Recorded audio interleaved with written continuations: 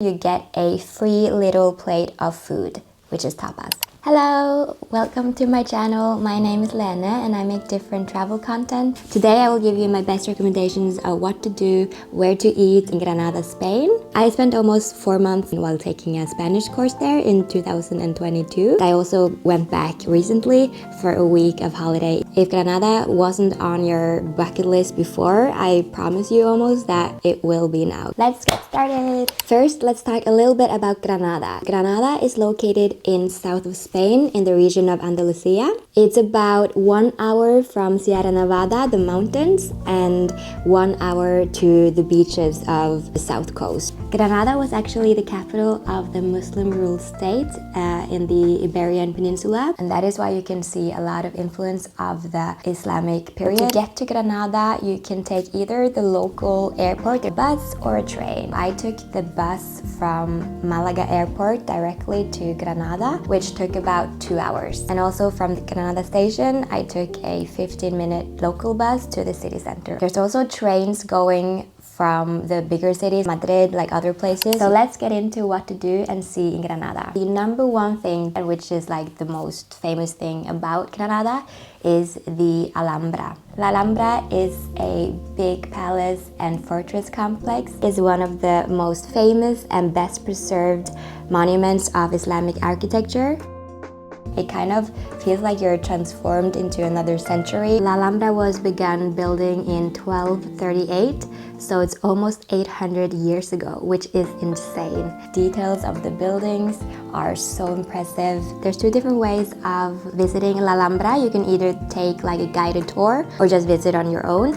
I've done both. I would definitely recommend a guided tour. Guided tour is 3 hours. You get a lot of interesting knowledge that you wouldn't get otherwise, so it kind of enriches your experience. On the other hand, you have to follow the pace of the group. It's also like a lot of people. So if you're self-visiting without a guide, you can manage your time on your own and you use more or less time. If you're going there on your own, you book a ticket and you have a set time for the famous Madrid palaces. You have like a specific time slot that you have to be there at. Number two thing to do in South Africa, why? Number two thing to do, visit the Albaicín area. The Albaicín area was declared a World Heritage Site as an extension of La Alhambra. You can also see the characteristic white houses of Albaicín from the Alhambra. Albaicín neighborhood is on a hill. You can make your way up to Albaicín while walking through two beautiful lookouts. The first lookout is called Mirador de San Nicolás. Sometimes there's people playing flamenco on the guitar.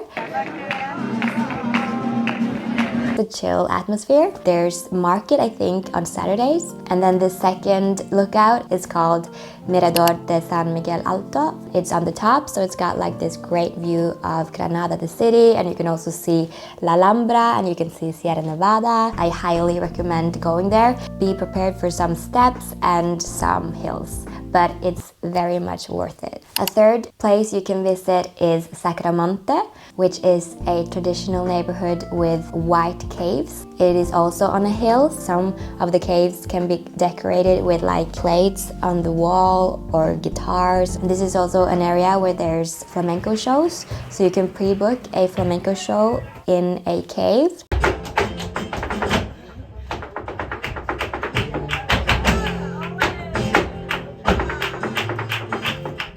It's such a cool atmosphere. There's also some in Albaicín, I think, but Sacromonte is like the place. Another thing to do in Granada is to visit a beautiful park called Carmen de los Martíres. This is kind of like a hidden gem because there's not a lot of people there. It's so relaxing. There's like fountains. There's a lot of orange trees, which is so cute, like a lot of green scenery.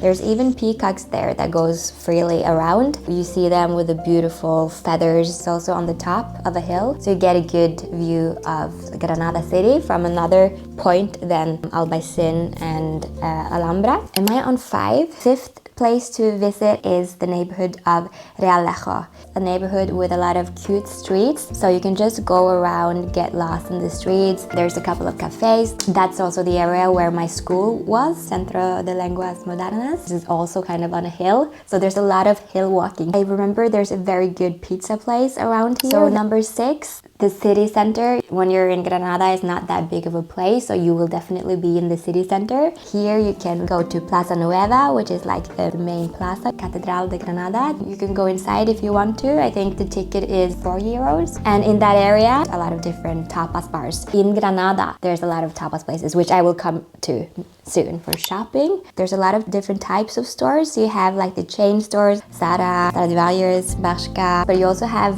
a couple of vintage stores. There's Mosaico. There's also some local niche stores. Really like a store called Intermeta. There's also quite many pure t-shirt shops. Also, of course, souvenir shops. You get your shot glasses or your postcards, and I am a souvenir person. I really like souvenirs. Keep in mind of the siesta in Granada and Spain in general. There's a siesta usually around 2 to 5, which means that most stores are closed. Also, Sundays are usually closed. So let's talk about where to eat. You have to go to tapas. Granada is the city of tapas. You find tapas everywhere and it's so good as well. So the concept of tapas is that you order a drink. It could be a soda, a beer, quinto de verano, which is like the local version of sangria. And with every drink that you order, you get a free little plate of food, which is tapas. Sometimes you can choose between a selection of different tapas, and sometimes you just get what they have as their tapas. It's such a cool concept. You can basically go tapas bar hopping, do like 2 drinks here, 1 drink there. I will give you some of my recommendations for tapas places. I kind of want to gatekeep this one, but I won't because it's so good. Number 1 tapas place is called Bodegas Castañeda. There's like a very lively atmosphere. The majority is locals there. In peak time, it's so crowded. They have the best food there. There's a lot of other tapas places just around this place, so it's a good area to go tapas hopping. Another place that I recommend going for tapas and food is Rosario Varela.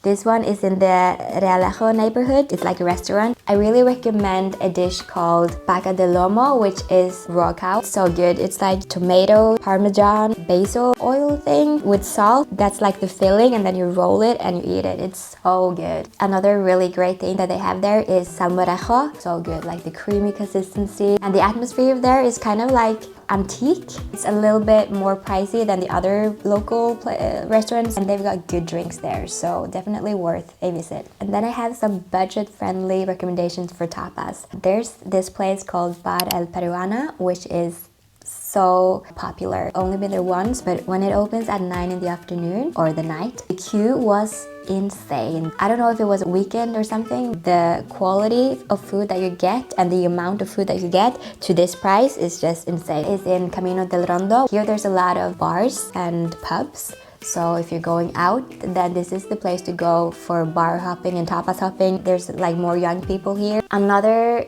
recommendation for tapas and food is Casa Colon. Me and Lisa had this amazing raw food. She had raw beef and I had raw tuna, which was so good. Like it was just melting in your mouth. And they also have a selection of good tapas that you can choose from. For dessert, you have to have churros when you're in Spain. They have a lot of different churros places. My favorite churros place was Alhambra Churreria, which is located at Bibrambla Plaza, which is also like in the city center. The churros here is just so crispy but soft and just amazing. So 10 out of 10. Now I'll give you some recommendations on when to go eating. I think the tapas peak hour is around 9 and 10.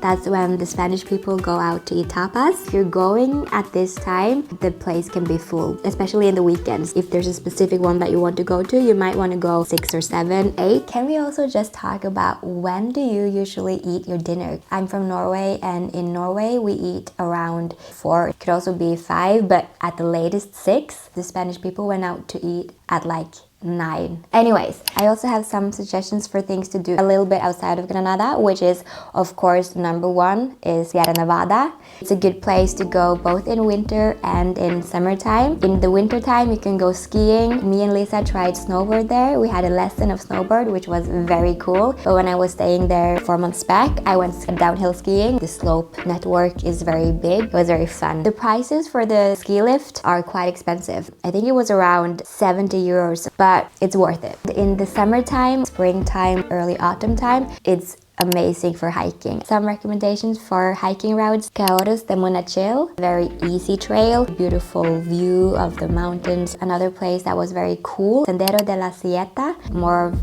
you're going alone. I don't think we met any people. Very beautiful scenery. We went first past like a olive garden. The view from the top was also so cool. We also did Sendero de los Viajeros Románticos. That was, I think, 14 kilometers. Going downhill, I remember it was quite steep. So that was like a little bit scary actually, because we were like in the middle of nowhere and we were a little bit uncertain of where the path was, but it was very fun. I liked the hike. Another hike that we did was partly Ruta de los Bolos. That was a very cool hike, cool different pathways. We went along like a canal. We were going through a tunnel in the water. The water was freezing cold because of the fresh glacier water from the Sierra Nevada.